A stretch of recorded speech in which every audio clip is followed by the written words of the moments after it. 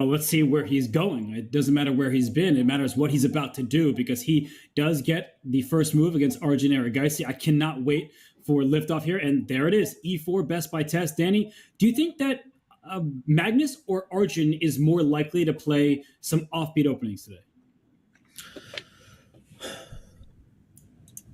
Good question. Normally, I would say Magnus, knowing that his reputation for many years was, as we said, to sort of, it takes a very well-prepared player to make it look like he's taking his opponents consistently out of preparation, right? We've talked about that a lot. Fabiano Caruana commentated on that with you and I here in this building in 2021.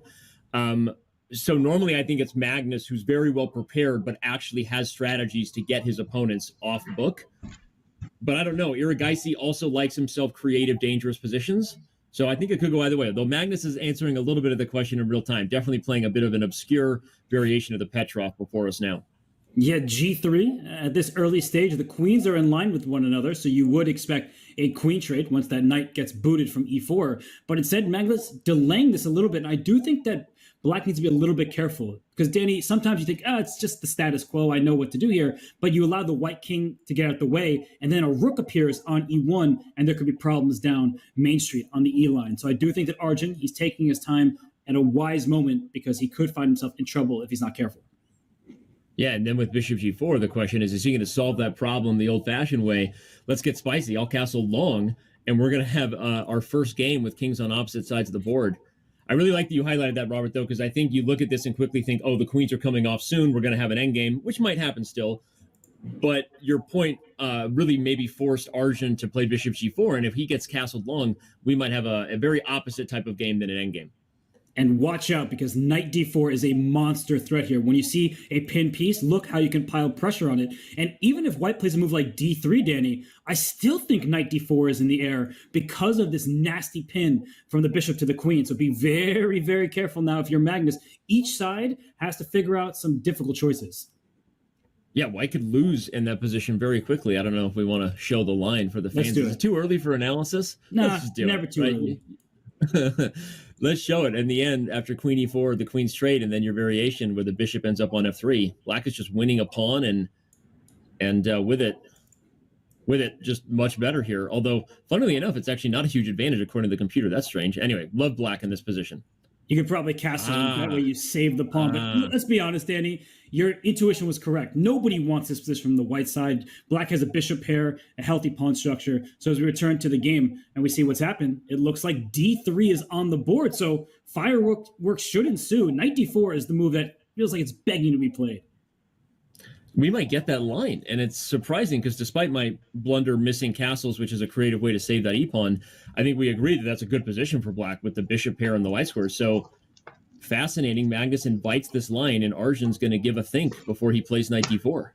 I guess the thing is that White will not take this knight on f3. That's what Magnus is relying on, that once the queens are swapped, knight takes f3, the king will just slide over to f1. And I mean, Danny, this isn't what we typically teach our students, right? Where the king isn't castled, neither king is castled for the record, and this is an odd position. It looks to my eyes like Black is doing very well, yet the engines, those darn engines, they always say right down the middle, it's an equal game. I hate you, computer. I hate you. They always make it look so equal. Yeah. All right, well, knight a3 is played. White will probably play c3 next to get rid of that, or bishop e3. Both of those moves come to try to get rid of that knight on d4. Can Arjun be aggressive? Are you considering things like d5? I know I got tactics on the brain, but no, he doesn't. He's going to play a natural move. Well, you know, your question is a good one. That sometimes you're enticed when your opponent plays this sort of dodgy opening. You're provoked to make some kind of outburst like d5 and take this knight on a3. Not in this position, but to your point, Danny, in the earlier one. But I actually think that Magnus is a pretty nice looking position. The evaluation, it's fair. It's in the middle. But I like having these pawns in the center and quite advanced. They're restricting Black's pieces, and you could see more pawn advances in the near future against this bishop. So I will say that White's king, not in the best place. The rook's not connected. I get all that. But I just think that considering where we came from, this is just a game with chances for both sides and very much in Magnus' style. Well, there's a trick that my buddy Robert Hess taught me. White could consider playing f5 first if you're not careful in some spots, and after g takes f5, you throw in h3, and that bishop gets itself trapped in some lines. So we'll keep an eye on that. Obviously, playing f5 comes at the risk of some of those central dark squares. So interesting stuff. I like it. Exciting original game. You asked a great question. Apparently, it was a prophetic. Call the prophet.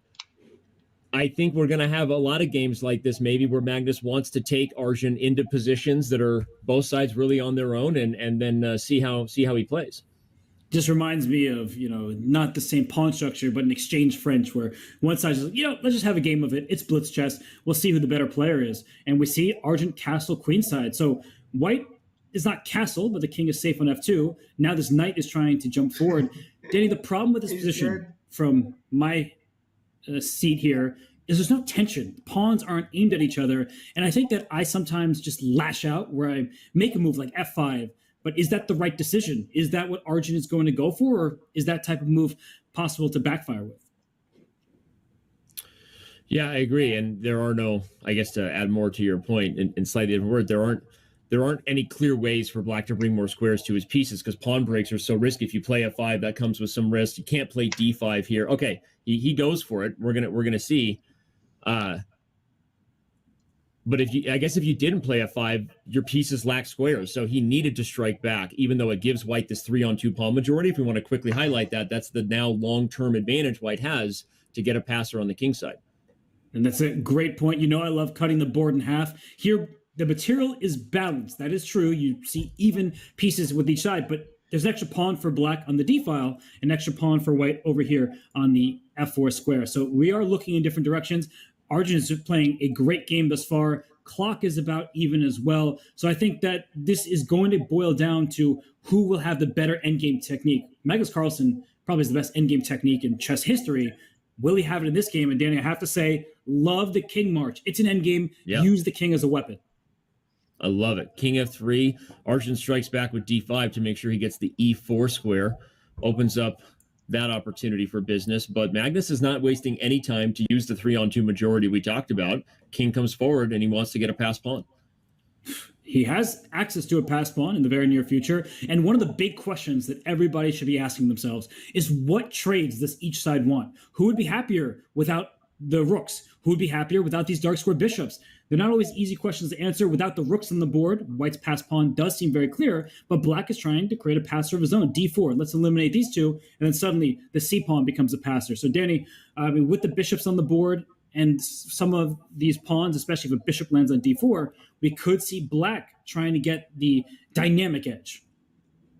I love d4 from Arjun. I love that he's not waiting and trying to defend passively. It's 100% the right thing to do. I wonder if Magnus will take with the bishop and invite the rook ending on dc3, or whether he'll keep the bishops on the board. Because you asked the big question. I don't know the answer. You're the grandmaster. I'm not. Do I increase my winning chances if I'm White by going into the rook ending here? I would think no for rook endings and their reputation, but Arjun doesn't take. Yeah, I think Arjun is wise to keep more pieces on the board. And the reason why is f5, there is no f6 after that as the bishop covers the square. Without pieces on the board, that pawn, it rumbles much more quickly, especially, and this is something to note for everybody, if the Black king gets cut off. The White king is very active. Don't be surprised when it wins King of the Hill by going up to e4 next. But Danny, this is a type of position where one inaccuracy can change the balance of this game. And both players now down under 1 minute, 20 seconds. That's exactly when mistakes occur. Yeah, this is going to come down to we get our first answers in terms of how the players feel today. Have they shown up ready for the time scrambles? What would their nerves be with seconds on the clock? Because I think we're probably going to have a position not similar to this, but we're still going to have a very close game and about a minute. Fuck.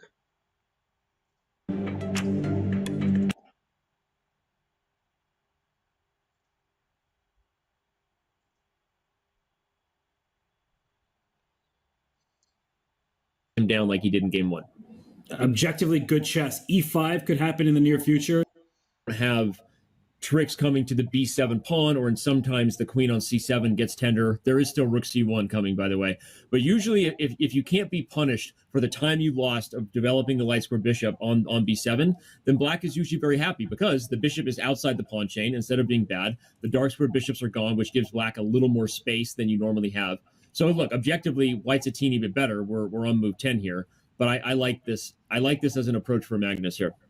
Yeah, he's trying to force Argent to beat him with small positional advantages.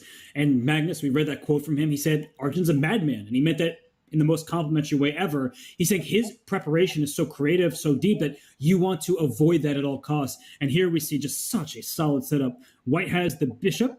That sounds like an advantage, especially if the position is open. But is this position open? I don't think so. When I see a pawn chain like this, all of these pawns on light squares blunting that bishop's access to key squares, and queen b6, Danny, a queen trade, endgames, we know they're Magnus' specialty.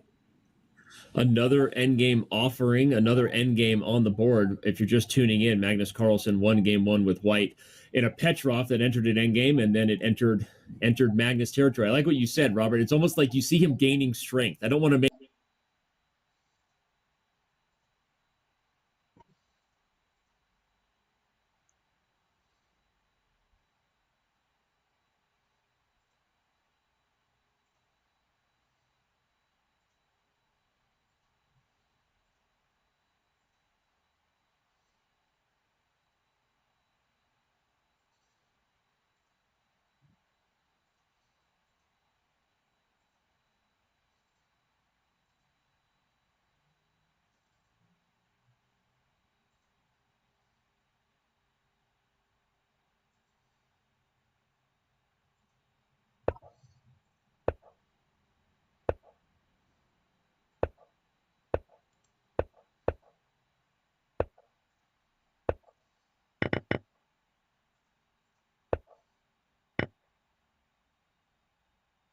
Hmm.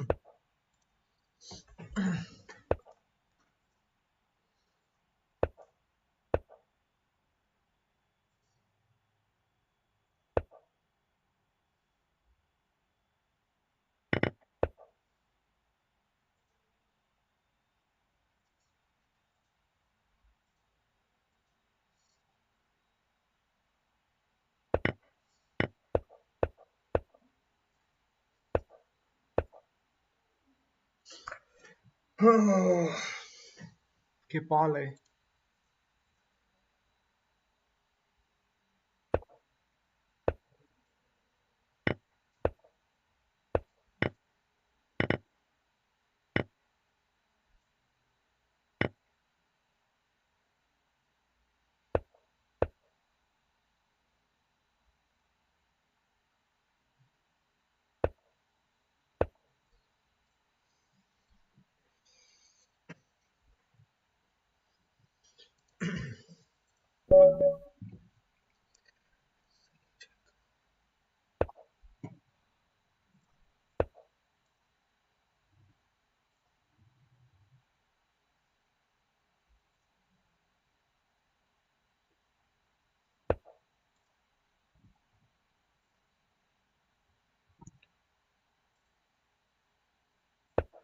Petrol defense.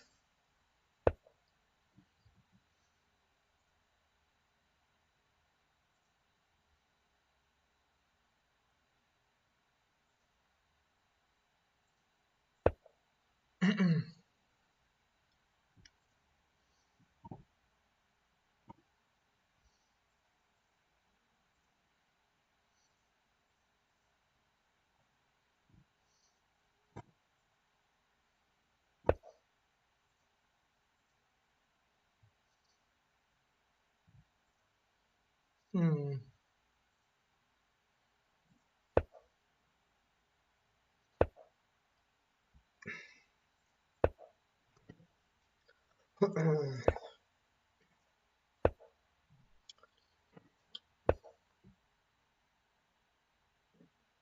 Hmm.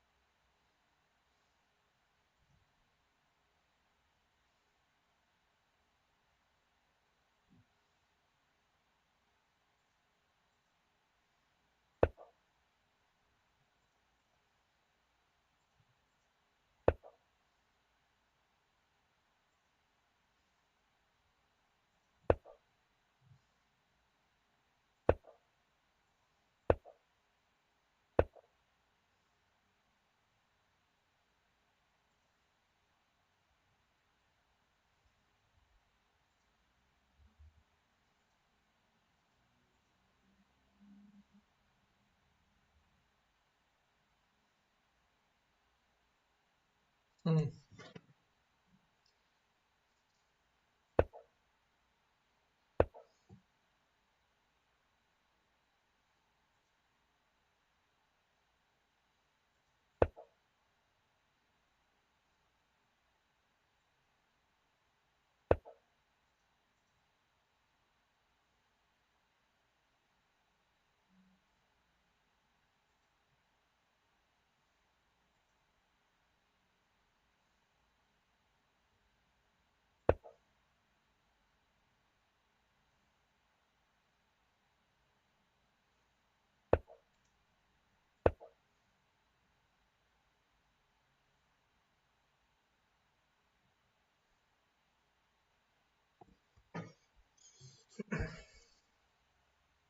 There.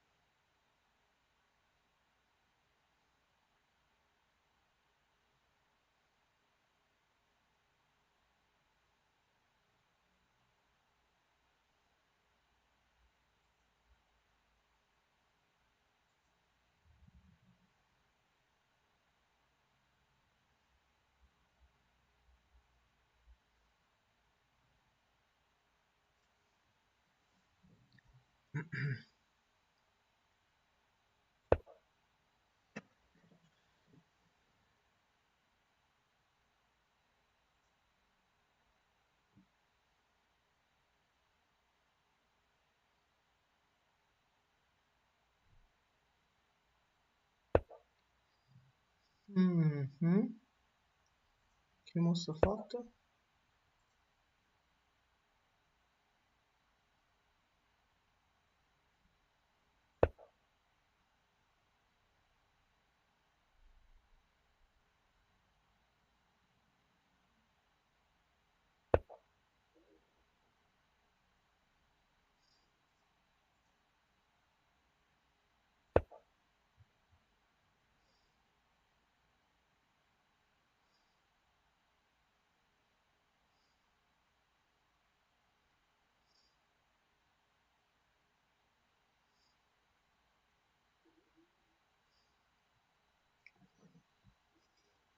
I got this. He got nothing. Best move is here. Then I got this. Then his horsey is almost. Mhm.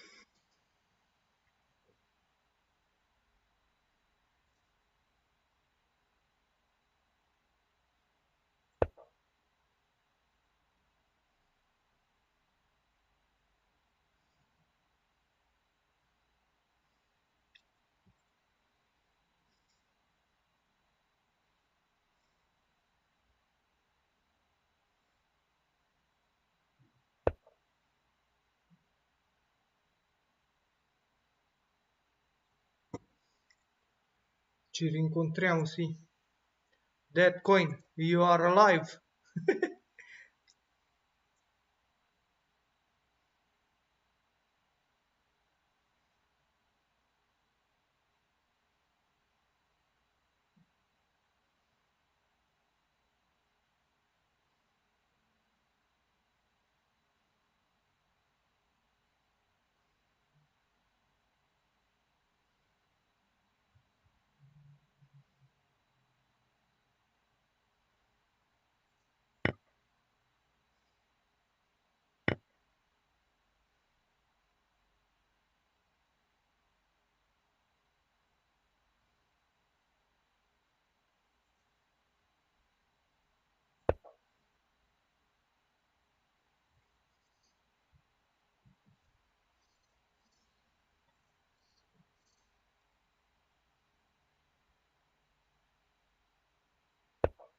Sì, sempre questo gioco.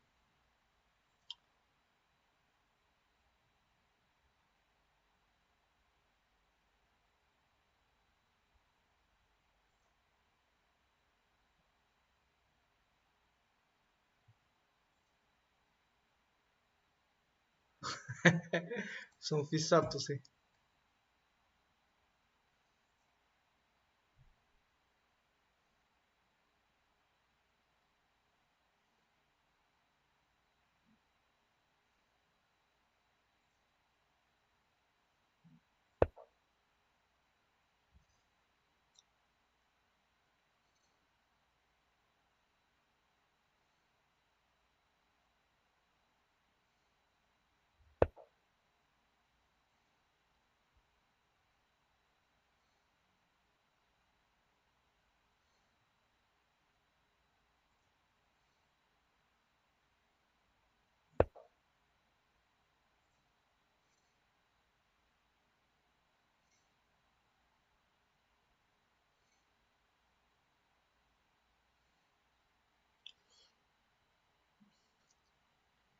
B Bishop B6 is winning. Queen B6.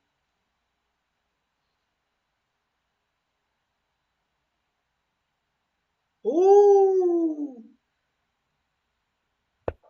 it's almost winning. Now it's not you winning.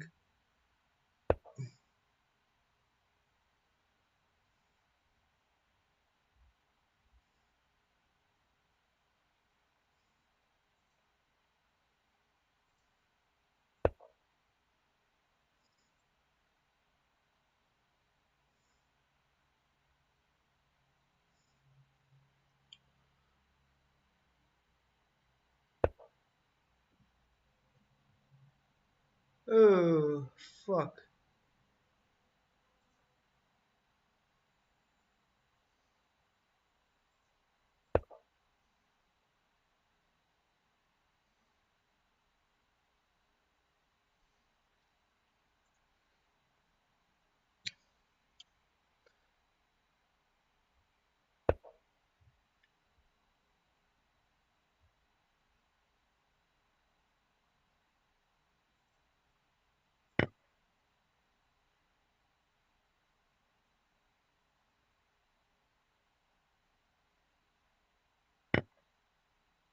Uh-oh.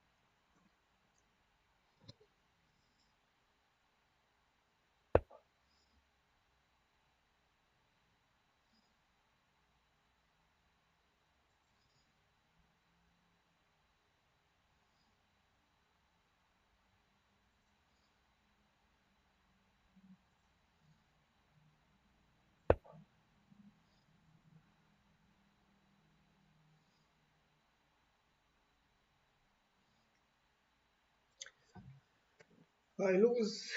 I lose. I lose.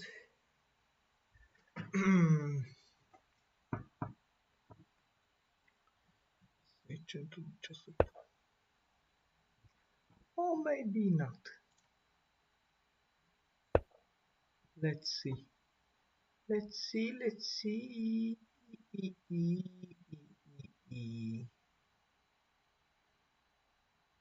Who's gonna be? Okay.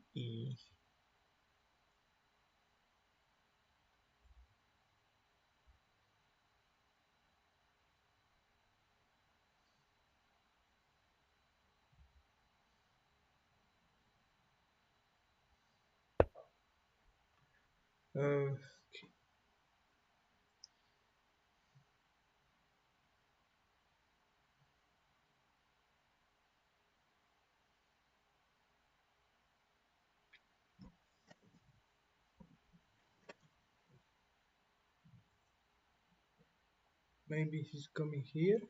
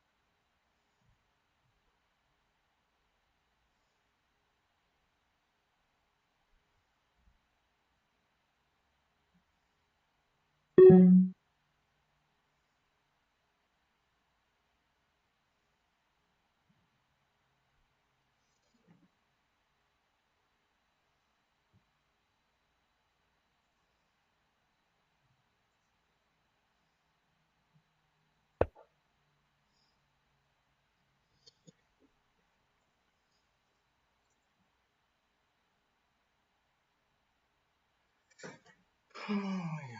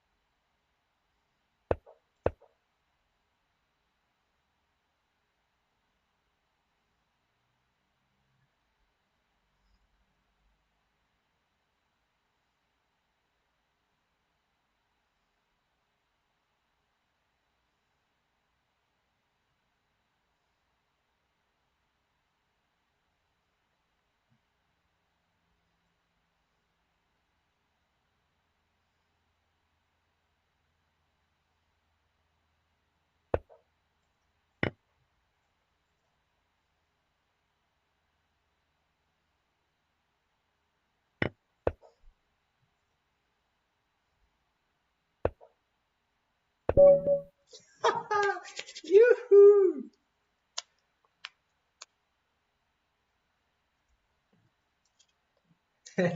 Ho vinto.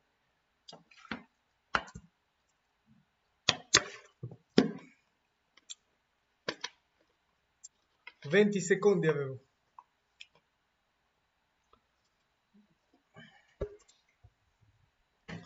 Vado a fumare.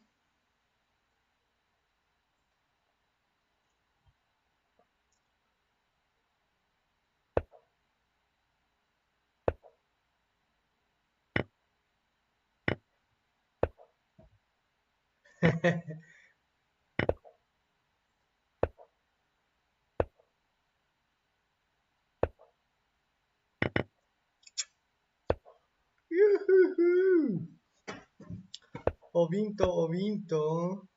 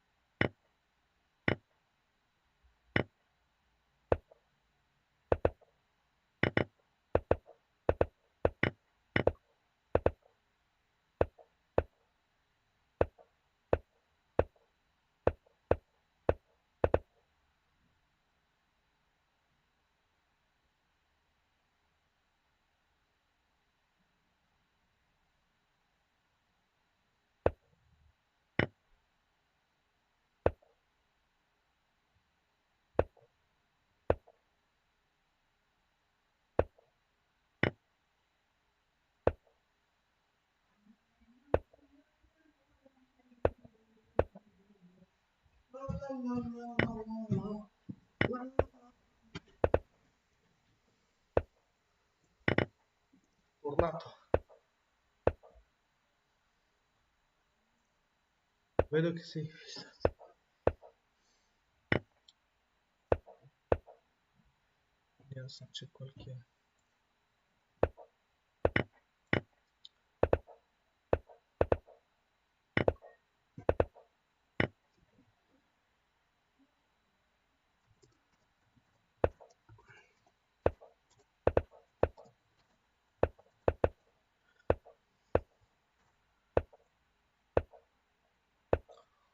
Carto speed non c'è. Non c'è, non c'è.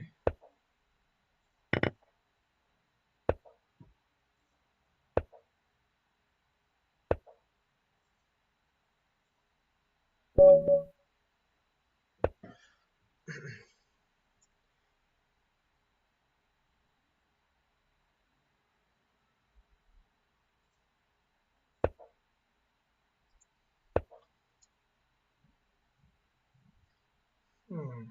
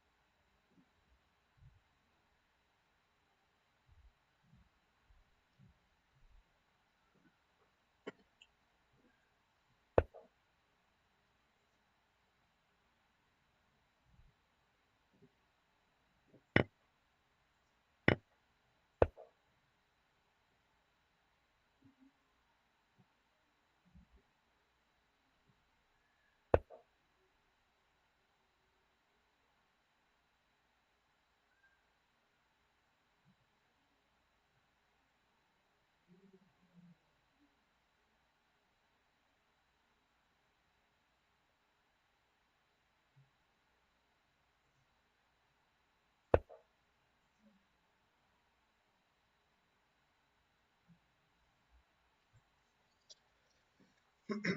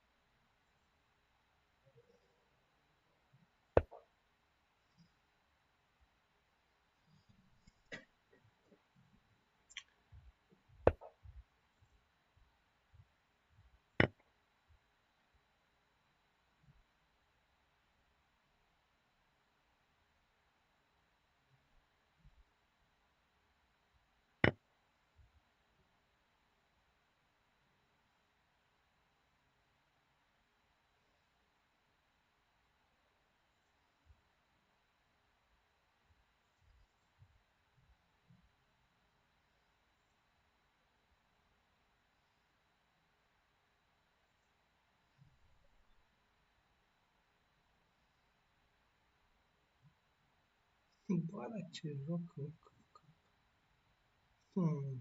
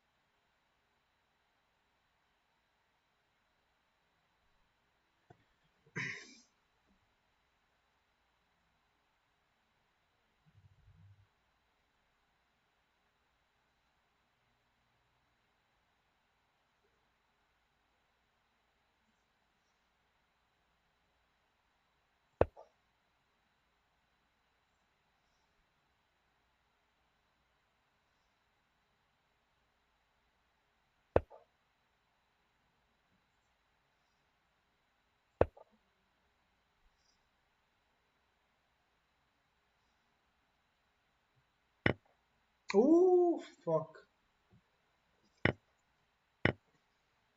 Hmm. Hmm.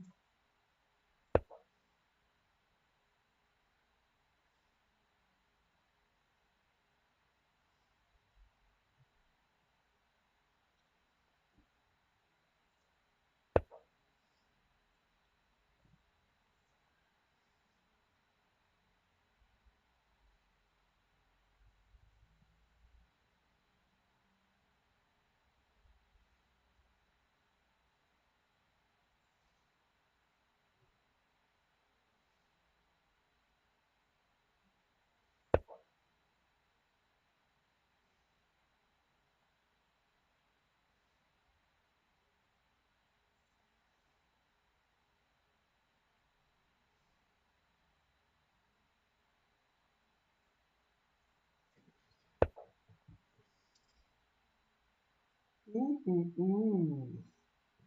Dacă ia, iau, deci nu e bine pentru el.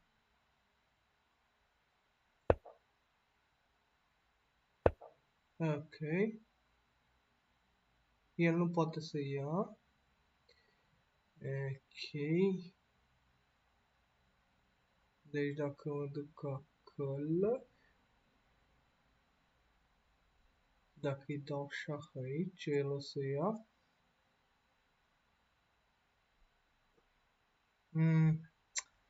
Nu, pentru că are două ture. Deci nu pot să-i fac nimic. Atunci o să mă duc undeva, el vrea să atace pe ăsta.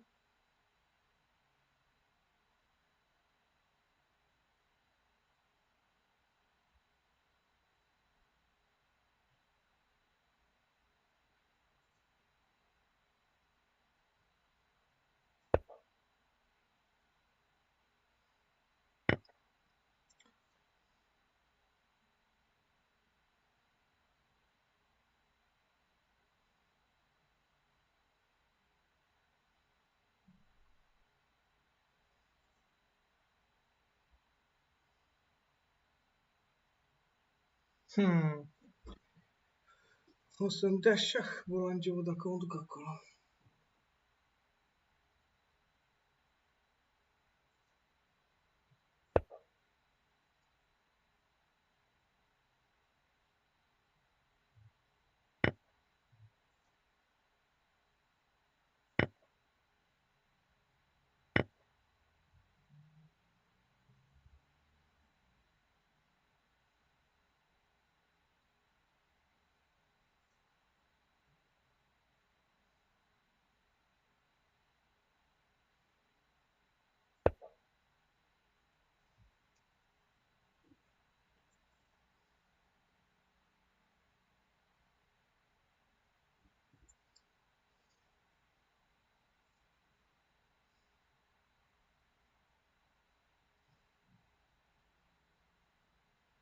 Am un minut și pierd.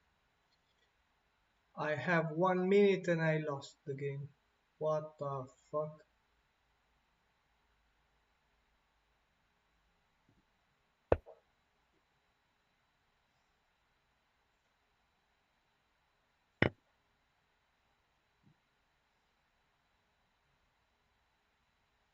Uh!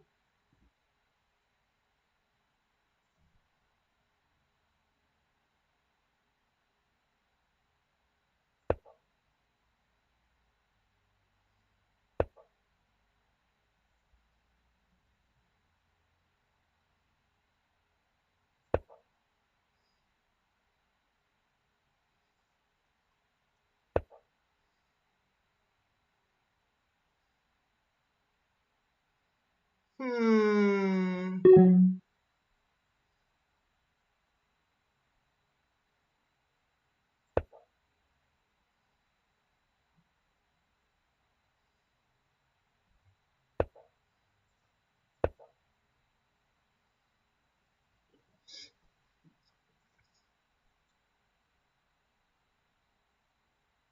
Aici o să mut.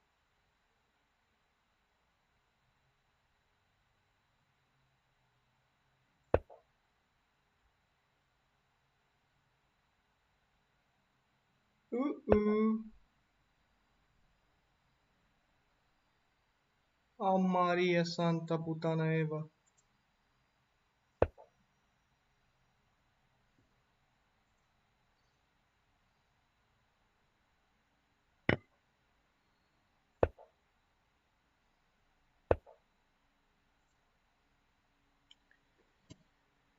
Did you see the mate? Oh, boom!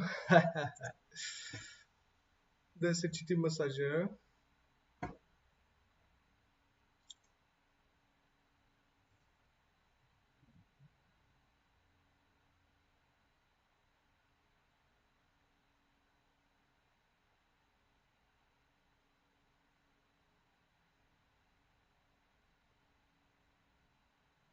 Da, stai liniștit, nu mă deranjează, nu mă supăr pe tine, doar că promitem să nu mai vorbești așa de urât cu nimeni în viața ta. Înțelegi? Nu am nicio treabă cu tine, să știi. Nu țin în casă.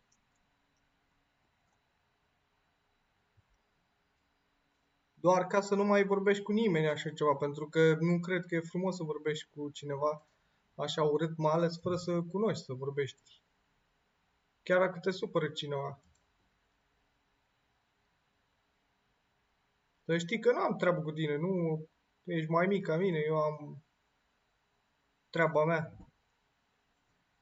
Dar oricum apreciez faptul că ai avut coloană ca să nu ești, înseamnă că ești o persoană puternică. Și atât, bossule. Încheiem conversation. Oh, Doamne, cât am făcut.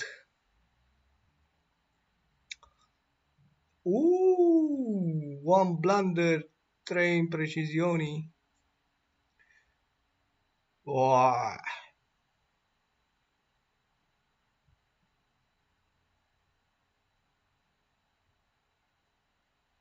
%89% accuracy. Oh, Maria Sant.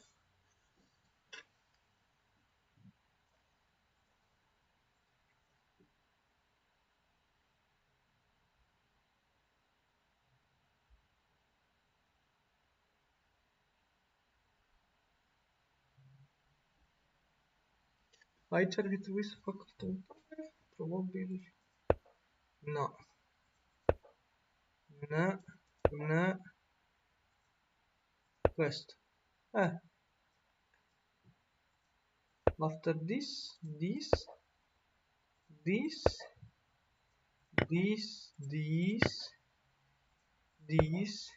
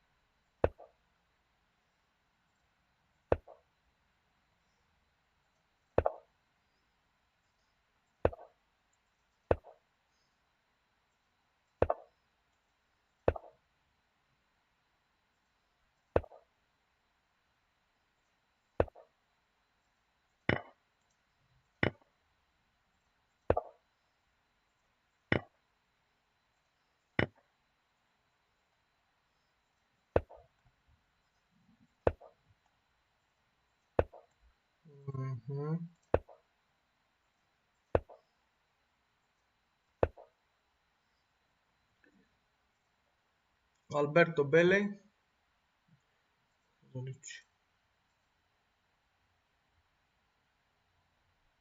Ciao Emanuela. Alberto.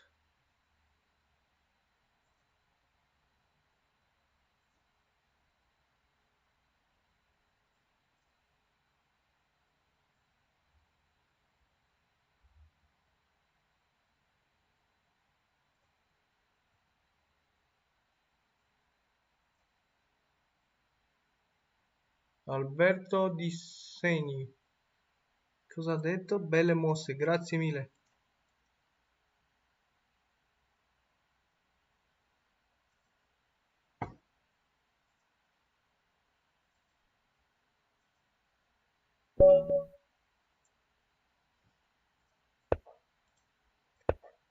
Ancora una... USA 6 anni fa. Vediamo come facciamo con l'USSA se vinciamo o meno. Ok.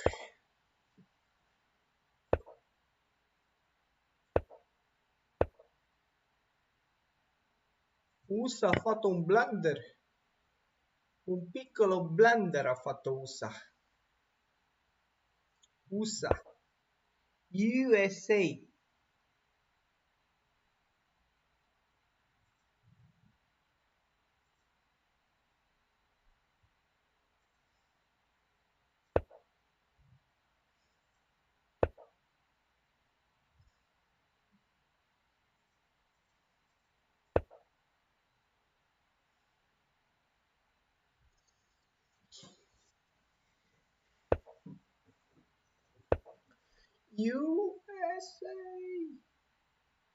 USA. USA. USA. USA. Oh, oh, oh, oh, oh. Cos'è che sta mossa qua, ragazzi? Ragazzi, che cosa che sta mossa, ragazzi? Uh, uh, uh, uh, uh, uh.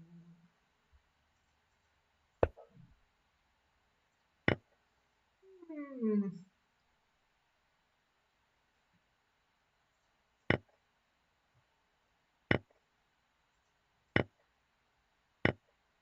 Mhm.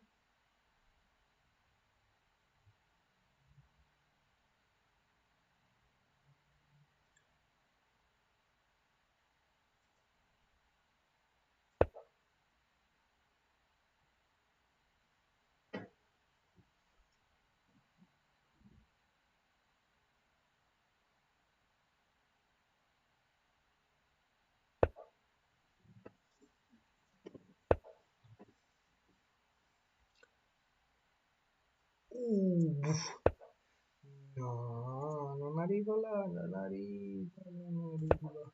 Track, dopo track, ok,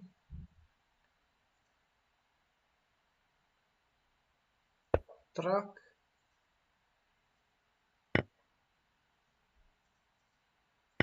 track, track, track, track. Adesso andiamo con la minoranza. Come si chiama? Minoranza. Andiamo con la minoranza ad attaccare.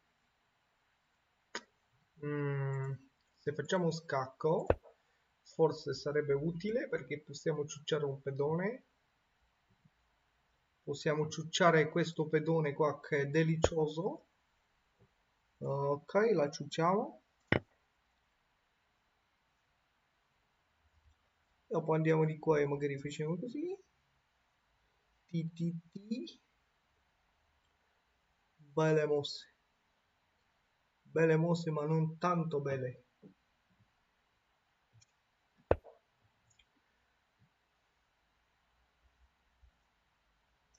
Uh.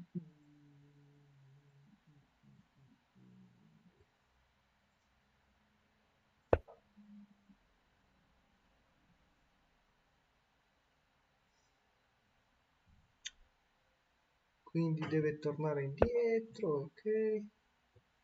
Ho capito.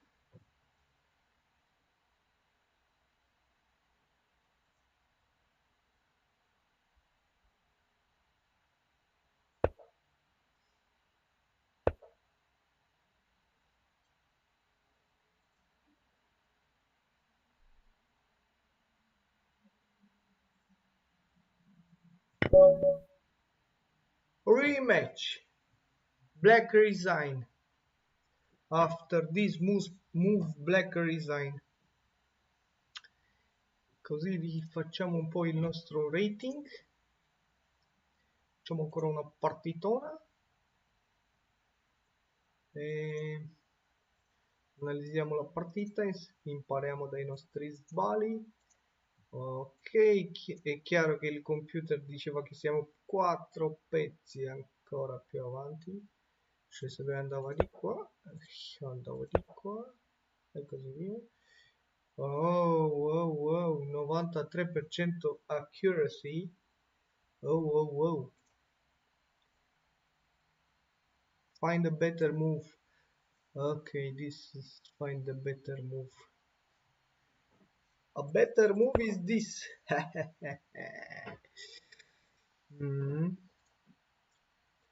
Then basta. Dopo non avevamo altre mosse. Oggi vinciamo in pieno. È un giocatore un anno fa si è iscritto, quindi dovrebbe essere a posto. Ok. Ok.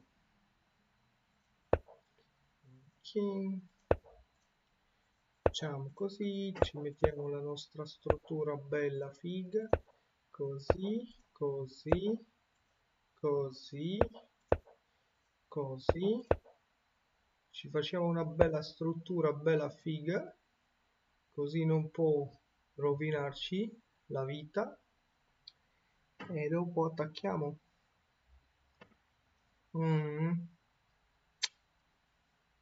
Cosa si potrebbe attaccare adesso? Probabilmente questo perché l'ha lasciato indietro. Ok. Devi prendere, lo so, cara mia, devi prendere, sì. Eh, eh, eh, Ok. Boh, allora facciamo anche noi la stessa roba, cerchiamo di attaccare questo alfiere che metterà molta pressione qua. Il sniper, questo è lo sniper.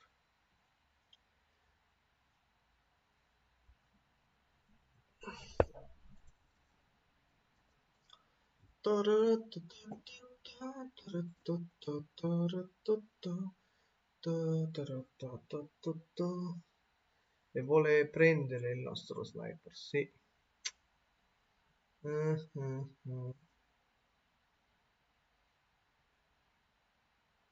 Se vuole prenderlo, deve venire a prenderlo. Sì, sì, sì, sì, sì, sì. Chi. Oh, vuole attaccare questo. Mm, mm, mm.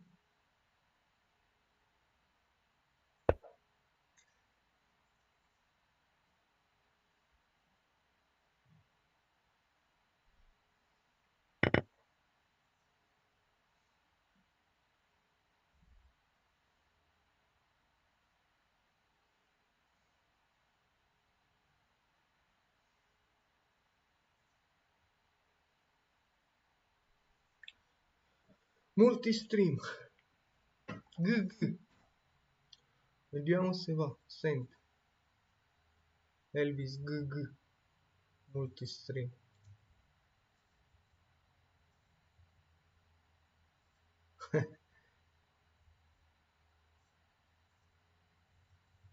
Solo su YouTube posso mandare messaggi.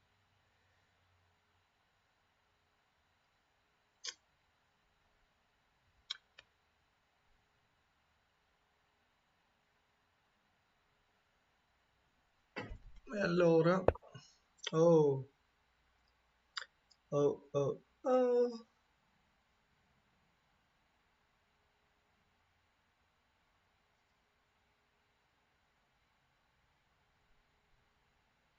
Ok, lui vuole fare qualcosa di bello qua. Sì, sì. Se lui vuole fare qualcosa.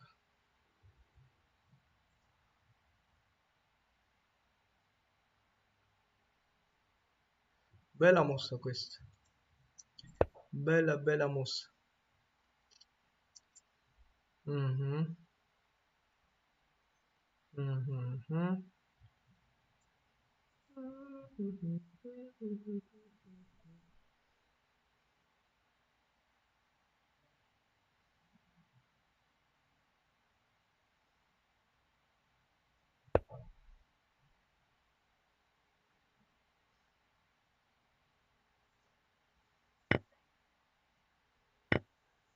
Oh, oh, oh. Phew.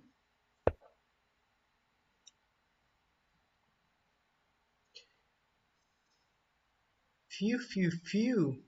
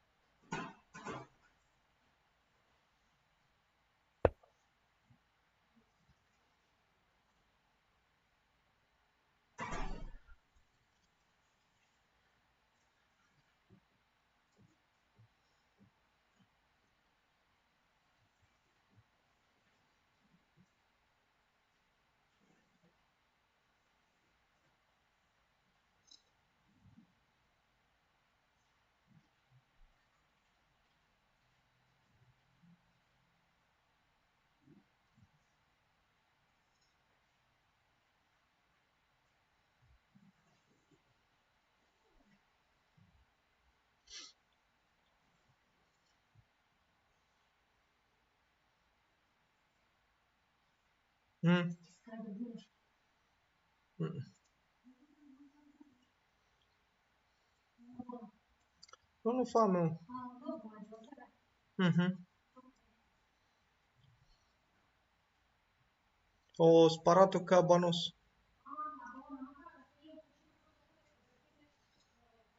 Non preoccuparti.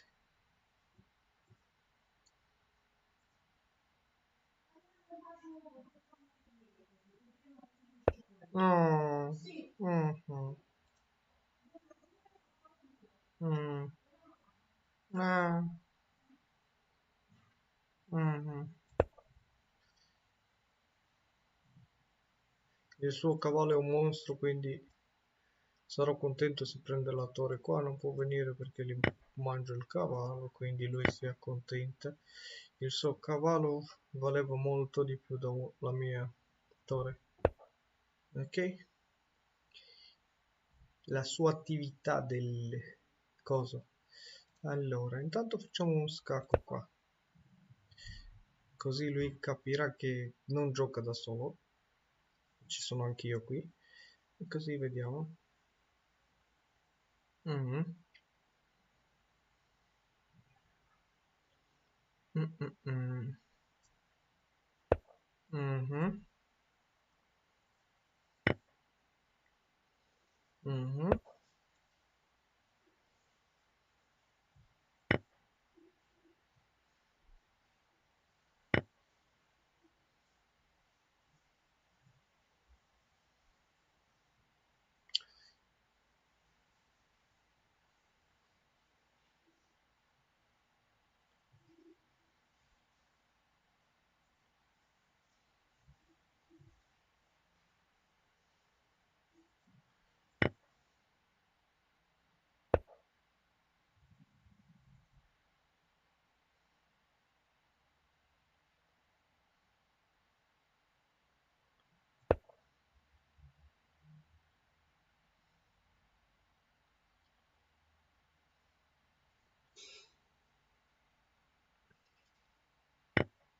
Ok, almeno una patta ce l'abbiamo qua. Sicuramente.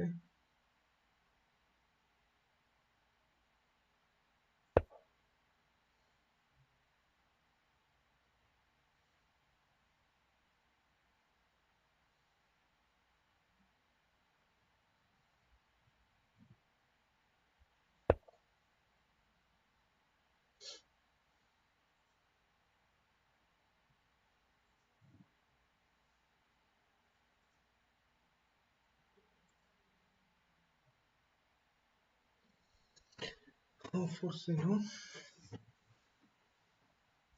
Non ce l'abbiamo patta qua.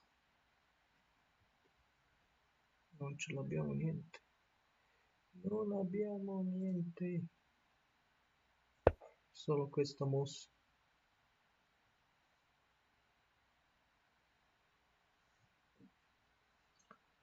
Questa mossa minaccia matto. Scacco. Qua non può venire, qua non può venire, e qua non può venire. È un scacco matto.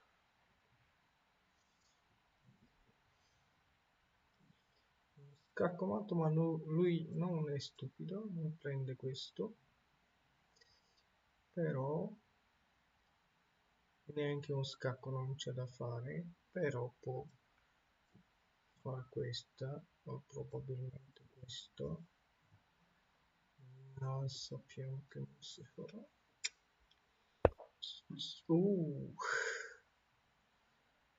Questo non va bene. Questa mossa non è bella perché adesso ci deve dare la sua regina per poter ottenere vedete, e non rischia il matto, quindi ci deve dare la non c'era niente, vai tu a trovare, lascia che la bevo io e tu bevi quella che ti è rimasta, l'ho comprato per me e vai a prendere, vedere se c'è a tutti e due disparero neanche giù eh, neanche al Despar quello non c'era e neanche a quella di Lucinico. Cosa volevi che non porto niente? Sì, ecco, adesso dai. Lasciami in pace che gioco a scacchi adesso. C'è cos'hai? Vieni qua. Cioè, ma davvero dai numeri?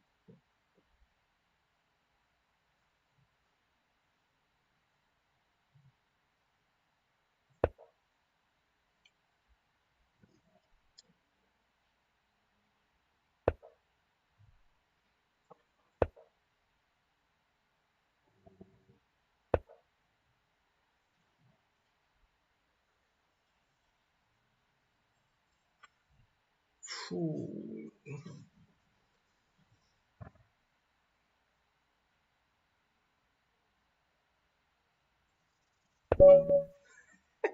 Volevo offrirmi una mate, ma ha chiesto la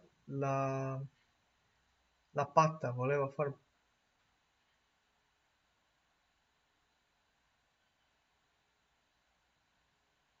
cavaglio.